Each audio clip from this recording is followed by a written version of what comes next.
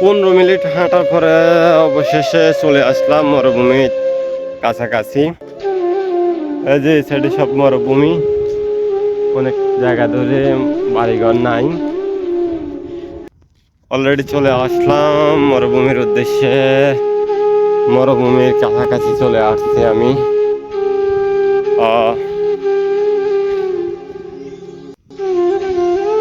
দেখতে পাচ্ছেন আমার পিছনে সবটাই মরুভূমি। এখানে আশেপাশে কোনো জায়গায় বাড়িঘর নাই। আর আমি মরুভূমির মধ্যে আসছি কি জন্য আপনারা বুঝতে পারেননি এখনো। আমি ছাগল নিয়ে আসছি, আমি মানে মাজরার কাজ করি।